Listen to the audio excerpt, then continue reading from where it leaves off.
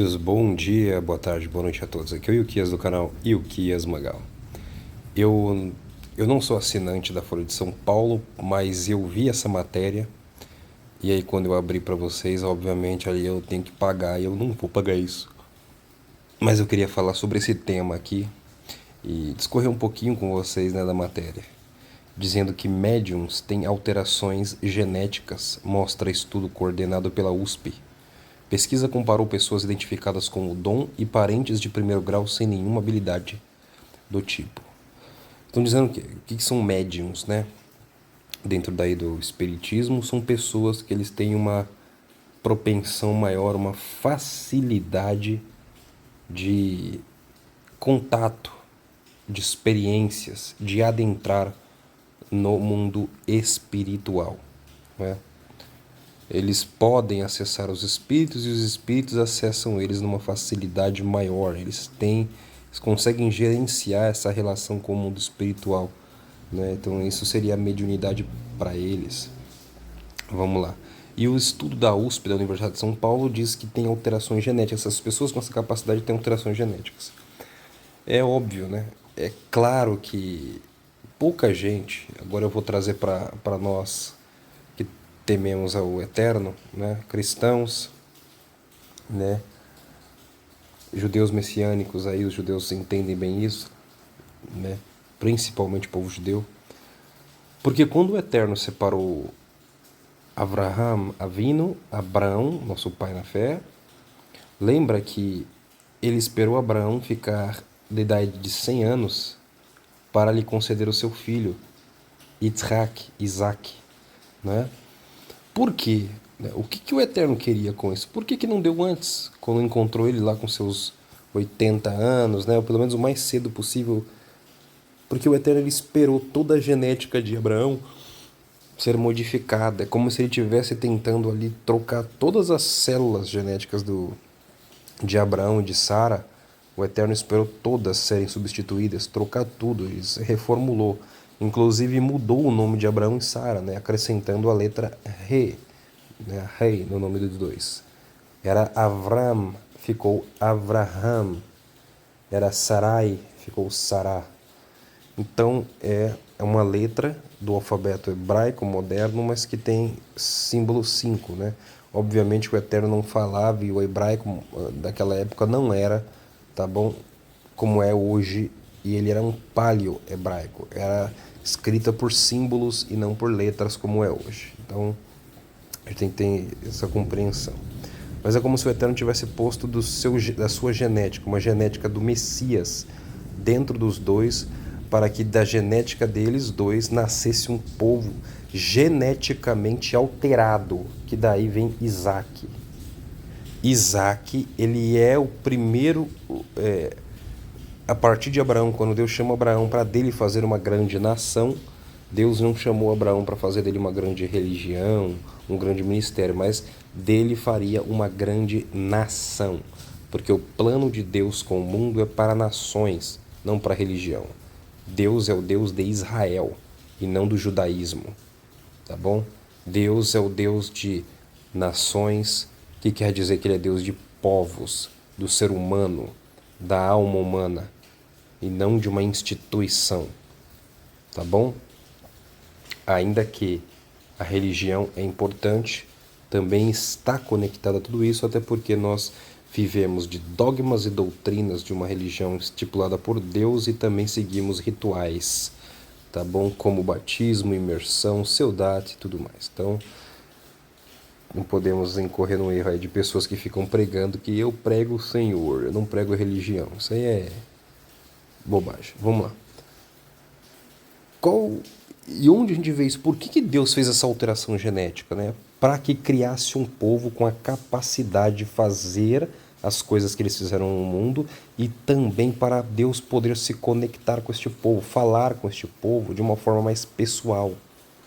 As pessoas não entendem que nenhum outro povo no universo viveu a experiência com Deus, o Pai, como o povo de Israel, como os hebreus viveram, num nível de intimidade jamais visto. Aquilo que foi feito no deserto, as pessoas pensam, é só o poder de Deus. O poder de Deus, obviamente, fez aquilo tudo, inclusive criou aquele povo. Mas é um povo geneticamente capaz de estar perto da presença de Deus e não ser aniquilado de forma tão simples. Mas para quem não entende, ainda assim este povo precisou de uma outra alteração. Essa alteração foi feita no evento do bezerro de ouro, quando a tribo de Levi, lembra que Deus, a propósito de Deus a princípio, era chamar o povo de Israel para fazer deles uma nação de sacerdotes. Era para que todo o povo fosse sacerdote. Não era para ser só Levi sacerdote, era para ser todo o povo sacerdote e Deus seria o rei no meio deles. Nunca foi plano de Deus. Irmãos, a priori, tá? A princípio, se o plano de Deus seguisse, os homens fossem obedientes desde o início, eu tenho certeza que o Eterno não mandaria um homem para ser rei do povo, tá bom? A ideia, o Eterno seria rei pessoalmente. A ideia era que as dimensões se unissem, curasse o mundo. Israel seria luz para as nações, o mundo seria curado e o Eterno, ele pessoalmente seria rei, não é? E transformaria tudo. Mas a gente vê que o homem, todos nós, tudo que o Eterno entregou para a gente quebrou. A gente quebrou, a gente destruiu, a gente falhou, a gente errou, a gente traiu. E aí o Eterno teve que intervir, né? E a maior de todas as intervenções, sem dúvida, foi quando o Senhor Yeshua veio, né? Há 2000 anos atrás, para nos salvar a nossa alma.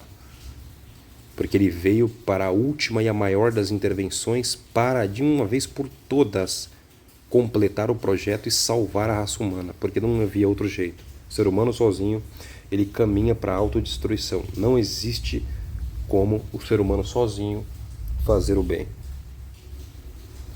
Só que quando acontece o evento do bezerro de ouro, voltando, ali o Senhor, ele muda esse propósito, porque a nação inteira se corrompeu adorando o bezerro. Deus se indigna, Moisés fica indignado, quebra as tábuas, mostrando que a primeira aliança é quebrada. A primeira aliança que Deus fez e entregou para o povo, lembra? É quebrada. Moisés não precisou pegar pedra. Deus é que talhou a pedra na rocha, escreveu na pedra e entregou tudo pronto para Moisés. Quando Moisés desce e vê aquela cena, ele quebra as pedras. Aquilo simboliza nós, o nosso coração. O Eterno, ele criou uma aliança conosco. Ele criou a gente, fez uma aliança como lá no Éden, e a gente quebrou a aliança com ele. A gente quebrou a aliança com o Senhor. Eu queria poder abrir no meu celular, aqui as escrituras, e eu queria mostrar um texto de Apocalipse, deixa eu ver se é aqui que está. Não, desculpa, é no capítulo 11. Está lá no finalzinho dele, tá bom? Que foi esse texto do capítulo 11 de Apocalipse, versículo 19. E abriu-se no céu o templo de Deus, e a arca da sua aliança foi vista no seu templo. E houve relâmpagos e vozes e trovões e terremotos e grande saraiva. O que isso significa, Conta-se aqui nesse relato, nesse texto, as duas testemunhas. Eles são eliminados, eles ressuscitam, e aí acontece um terremoto, pessoas falecem, acontece também o derramar da ira do Senhor. E aí no final do texto de todos esses eventos, após o arrebatar daquelas testemunhas, diz a palavra que o Eterno abriu o céu e foi visto o templo de Deus. O templo celestial foi visto, e lá foi visto o que João viu? A arca da aliança, a arca do testemunho, que é a original, é a aliança original. Não é aquela que Moisés fez no deserto, que quem fez de fato ungidos foi o Betsalel e o Oliabe, eles que construíram tudo, porque o Eterno ungiu a mente dos dois para trabalhar na construção. Mas ali foi aquela arca que Moisés viu lá para copiar no deserto. Vamos voltar aqui, porque essa matéria é muito importante, eu quero que vocês entendam isso. Que as pessoas que têm esse talento, esse dom, elas têm a genética alterada. São geneticamente modificados, são diferentes, são especiais. E aí, obviamente, quando o povo peca, o Eterno chama, né? Moisés vai e chama, olha, quem está do meu lado, do lado do Eterno, venha para cá, desembanhe a sua espada e fira os idólatras do meio do povo. Primeira coisa que foi feita aos idólatras, para quem não sabe, foi dado, o bezerro foi queimado no fogo, jogado na água, essa água foi misturada com esse bezerro e as pessoas tiveram de beber. Tá? Ali houve uma grande alteração no meio do povo, muito grave. As pessoas tiveram que engolir, né? E receber o seu castigo. Mas a tribo de Levi, ela se levanta em peso e fica do lado de Moisés. Levi se levanta e muitos ali eliminaram o próprio pai, a mãe, os filhos que foram idólatras em amor e temor ao Eterno. Então o Eterno pega e escolhe a tribo de Levi no lugar do primogênito de toda a nação. O Eterno fala, agora é a tribo de Levi que vai me servir dentro da tenda do encontro, no tabernáculo. E diga à comunidade de Israel que não se aproxime da tenda enquanto eu estiver lá. Ou seja, ele proíbe a nação. Agora não é mais a nação de Israel o sacerdote. Agora vai ser Levi que vai me servir. Ali o Eterno lhe faz uma alteração genética. Por quê? As pessoas não compreendem, irmãos, o que é estar perto da Arca da Aliança. As pessoas não entendem o que é que o Eterno fez com o povo para fazer tudo que ele fez. Por que que o homem, por que que só um homem escolhido poderia entrar dentro da tenda do encontro dos seus 40 anos, né, 45 anos até os seus 50 anos, ele entrava na tenda do encontro uma vez por ano no Yom Kippur, e depois ele tinha que sair de cena e ele se aposentava. Ele só ficava para dar conselhos, para ensinar, para servir ao Senhor, mas à distância. Só até os 50 anos de idade. É porque a genética desse homem não suportava mais. Senão ele ia ser despedaçado. Quando este homem entrava dentro do santuário, do Santo dos Santos, onde está a arca, a presença do Senhor ali dentro, e a arca da aliança, o nível de energia que era desprendido ali dentro, se fosse qualquer outro povo, iria ser obliterado. Se qualquer outra pessoa entrasse ali dentro, ele iria ser eliminado, extirpado de forma instantânea. Mas a tribo de Levi não, ela consegue ficar perto da presença do Todo-Poderoso, do Supremo Criador do Universo, e ela suporta. Primeiro, com incenso, tem que estar com uma vida em santidade em um extremo, com a roupa escolhida, e o sacerdote não via ele. O sacerdote sabia que ele estava ali, ele aparecia pessoalmente para o sacerdote. Mas o sacerdote tinha que ficar com a cabeça baixada e aqui na testa dele estava pendurado santidade ao Senhor, né? Kadosh HaElohim, né? Santidade ao Senhor. E aí ali ele não olhava, mas ele sabia que a presença estava ali. Aquele homem tremia de tanto poder e tanta presença. Porque a tribo de Levi ela tem uma genética. Inclusive até os dias de hoje, quando você faz ali o seu teste de DNA para descobrir seu parentesco, sua descendência, sua ascendência, vários laboratórios, né, eles conseguem encontrar do povo de Israel e estudam a fundo a tribo de Levi. Eles têm uma genética diferente. A tribo de Levi ela tem um DNA diferente, distinto de todas as outras tribos de Israel. Eles têm um fator genético que os diferencia das demais tribos que nenhuma outra tribo e nenhum outro povo da terra tem. Mas eles são irmãos, eles são filhos de Jacó, eles são todos israelitas. Porém, eles têm um fator genético que os define, que é diferente de tudo que existe no mundo, é a tribo de Levi. Porque o Eterno os preparou para esse tipo de chamado. Foi feita essa alteração neles, que os outros irmãos não têm, mesmo sendo filhos da mesma origem, do mesmo pai, do mesmo irmão, mesma mãe, desculpa. Vocês compreendem isso? A mesma coisa acontece até os dias de hoje. Há povos na Terra que eles têm facilidades para ouvir os seus deuses. Eles são as pessoas no mundo, tudo se trata de genética. Os conflitos no mundo, né? Estude do que foi feito em Ruanda, né? Estude o que foi feito na África, estude as guerras tribais entre eles.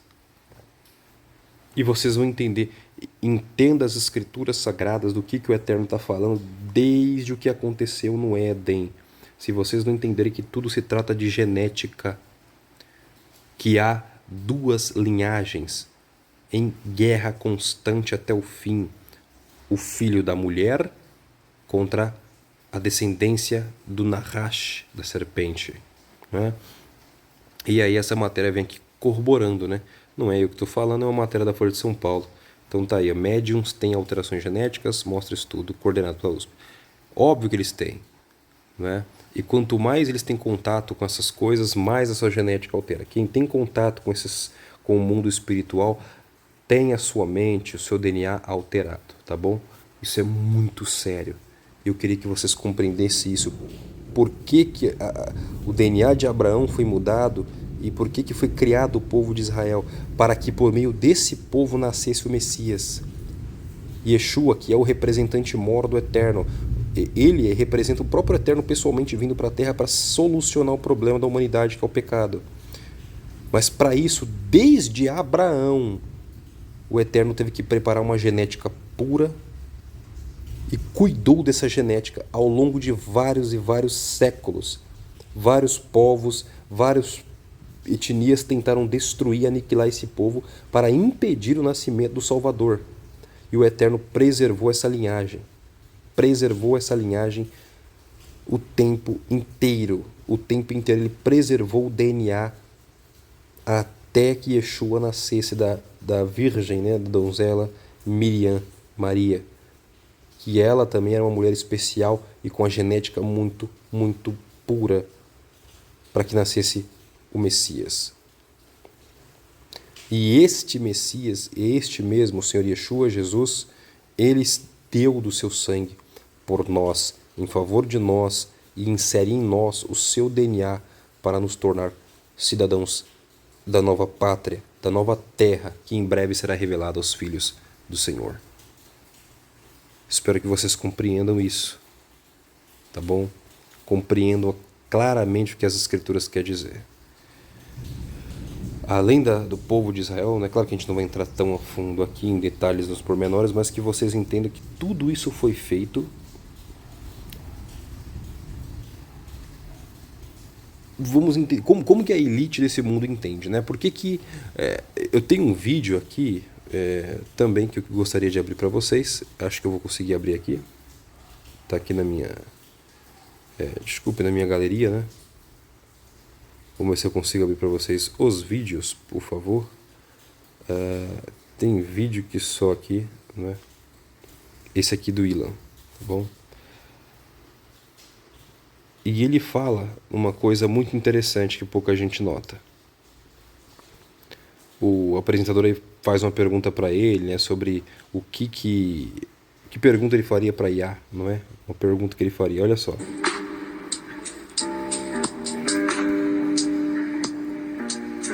Após pensar muito, olha a pergunta que ele faria. What's outside the simulation? Elon, thank you so much for talking today. It was a pleasure. So when maybe you... A pergunta dele é essa. What's outside the simulation? A pergunta é, o que está de fora da simulação? O que está de fora da simulação para ele significa... Essa elite, ela entende que este mundo, que é a simulação que Deus criou para testar as almas, todas que estão aqui. Aliás, ele quer testar os humanos, né? E vocês sabem que não há só humanos entre nós. Mas o que o Elon Musk quer perguntar para a IA, né, essa superinteligência que eles estão criando, né, desenvolvendo, como o Stargate. O que é Stargate? Portal estelar. É um portal que eles querem abrir e por meio dessa inteligência artificial que vai ser unida à computação quântica. E quando essas duas coisas, misturadas ao barro, ao cérebro humano, se unirem, eles vão receber aí o espírito dos Nephilims, né? As entidades vão tomar essas coisas e vão se comunicar com essas pessoas. Eles vão trazer respostas, né? Que é o que eles querem. O que eles querem é se libertar da simulação, da Matrix que o Criador criou. Porque para eles o Criador, né, eles veem Deus, o Deus principalmente aí, o Deus de Israel, o Deus do Antigo Testamento, como o demiurgo, que criou essa Matrix, nos aprisiona e nos maltrata aqui dentro. Né? É assim que eles enxergam ele. Então eles querem criar um meio de quebrar essas leis se livrar dessa simulação ou criar uma própria que independa das leis deste mundo. Vocês entendem isso? E como que funciona este mundo, né? Você foi feito alma vivente. Tem um videozinho do jovenzinho, né, da criança falando sobre o que nós somos. Que esse mundo é um jogo. A nossa alma é que está jogando, usando o bonequinho. Esse bonequinho somos nós aqui agora. Eu sou um boneco. Estou sendo controlado por mim mesmo lá em cima, né? A minha alma, de fato, o meu eu verdadeiro está lá em cima nas regiões celestiais, conforme escrito aos Efésios pelo apóstolo Paulo. Que significa o quê? Tá? O seu cérebro, né, a sua alma não está no seu corpo de fato. O seu cérebro nada mais é do que uma antena Wi-Fi. E é por meio dele que a alma se conecta ao corpo. Para que haja uma conexão cérebro-corpo, essa elite, né, este mundo acredita que o código de fato é o DNA. O DNA humano é o código, tá? É a senha que faz a conexão entre o cérebro desse corpo aqui físico, dessa matrix, com a alma que está lá em cima. E assim a conexão. Até que um dia essa conexão é desfeita, né? Então você volta, o seu eu volta ao estágio inicial. Todavia o ser humano ele tem um código extra, que é o espírito, porque está escrito que quando o ser humano morre, o espírito volta a Deus que o deu. Tá? O espírito, a ruach do homem, o fôlego, volta para o Senhor, porque saiu dele. É quando o Espírito de Deus entra no homem que então o homem é feito alma vivente, para que haja vida. Nós temos esse código. E eles acreditam que se eles conseguirem copiar e mapear o DNA de toda a raça humana, que foi o que eles buscaram agora, não foi? Lendo a íris, durante o problema do flagelo aí do C-19, todo mundo dando seu DNA, fazendo teste de DNA o tempo inteiro, entregando seu genoma para os laboratórios da vida, tomando as dosezinhas, etc. e tal. Obviamente, agora eles têm pelo menos aí o DNA de pelo menos 2/3 do mundo, eles já têm no banco de dados deles. Eles sabem muito mais sobre nós do que nós mesmos, inclusive coisas que nós nem imaginamos. Eles sabem de quem nós descendemos, quem é o nosso primeiro pai lá milênios atrás. Eles sabem tudo sobre o nosso DNA, eles sabem nossa capacidade, nossos poderes, eles sabem tudo sobre nós, coisa que eu e você não sabemos. Isso é uma tristeza, mas que busquemos no Senhor entender isso, tá bom? Só que aí, essa conexão, quando eles copiarem, eles querem que assim, copiando, tendo controle desses códigos genéticos, eles possam então libertar o homem do poder da morte, trazê-los de volta, os ressuscitando. Tá bom? Então, esse é o objetivo deles, mapear todo o DNA humano, conseguir essa tecnologia, esse Stargate, que é o que eles querem, criar essa superinteligência artificial com a computação quântica, porque a computação quântica ela tem uma capacidade que ela consegue acessar outras dimensões. Ela consegue manipular os átomos em escalas subatômicas, coisa que nem a inteligência artificial mais sofisticada jamais conseguirá. É a computação quântica que vai entregar esse poder supremo à IA. Ele pode pegar qualquer tipo, você entrega para ele cria um remédio tal para a população tal. Ele vai unir tudo o que existe no planeta em questões de milissegundos.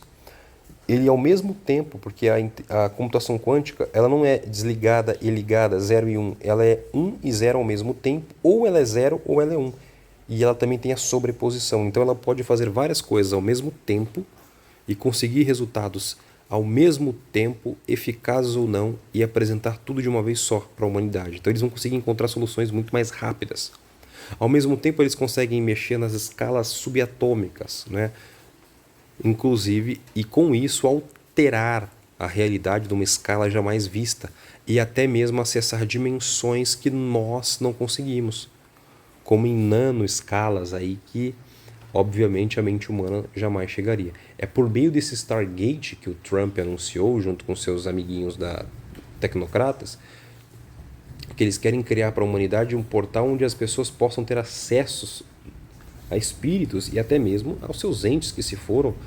E se eles tiverem mapeado o DNA de toda a humanidade, eles acreditam que com isso vai poder reconectar essa pessoa, essa alma, de volta com o corpo, com o seu DNA. E aí, se eu puser o seu DNA na nuvem, num computador, ou num robô, ou num outro corpo, eu consigo reconectar a tua alma de volta para cá. Obviamente que para o humano isso não é real, tá? Isso aí não vai dar certo, porque não é possível. Existem chaves, né? E essa chave que o Eterno criou aí no espírito, eles não podem roubar, não podem. Isso aqui está nos levando a entender uma coisa, irmãos. Nós estamos voltando para a era do tempo de Noé. O mundo não está normal, tá? E o maligno, ele está fazendo a gente acreditar que tudo está normal no mundo, nada mudou. Para que quando a ratoeira desarmar, muita gente vai ser pego. E aí vai ser triste. O Eterno tem misericórdia de nós. Mas eu vou voltar para o texto das Escrituras mais uma vez, lembrar vocês disso aqui, ó. Apocalipse 11:19, que diz: E abriu-se no céu o templo de Deus, e a arca da sua aliança foi vista no seu templo, e houve relâmpagos e vozes e trovões e terremotos e grande saraiva. O que isso significa? Por que no fim dos dias o Eterno abrirá os céus e mostrará a arca da aliança, como João viu? O Eterno poderia mostrar Yeshua para a humanidade. Olha, ele realmente fez aliança, ele sacrificou. Não. O Eterno vai mostrar a arca da aliança, a arca do testemunho, aquela que tem o maná, que tem a Torá e que tem a vara de Aaron, que floresceu. O Eterno vai mostrar para o mundo inteiro que da parte dele, ele nunca quebrou uma aliança conosco. Ele nunca falhou com a humanidade. Nunca foi culpa dele o desfecho dessa história. Que desde a primeira vez em que ele entregou uma aliança no dedo da sua noiva, ele foi fiel. Como ele disse para os profetas, ele nos encontrou, a nós, principalmente a nós gentios, ele nos encontrou. Nós não tínhamos pais, nem mães, nenhuma cultura, não tínhamos Deus que nos amava, nós não tínhamos nada, nós não éramos nada. Ele nos encontrou envolto em panos velhos, sujos, largados, abandonados. Ele pegou a nós, curou nossas feridas, nos lavou, nos vestiu de roupas nobres, nos colocou dentro do seu palácio, nos deu um nome de honra e um cargo de honra entre os seus nobres. E mesmo assim, desde o primeiro dia em que ele deu aliança para os homens quebraram a primeira aliança. E dessa vez o Apocalipse vem porque a maior de todas as alianças, que foi por meio do seu filho que ele enviou, o homem quebrou de novo. O homem escolhe mais uma vez não servir ao seu Criador. Mas o Eterno, ele é fiel. Ele é fiel desde a primeira aliança.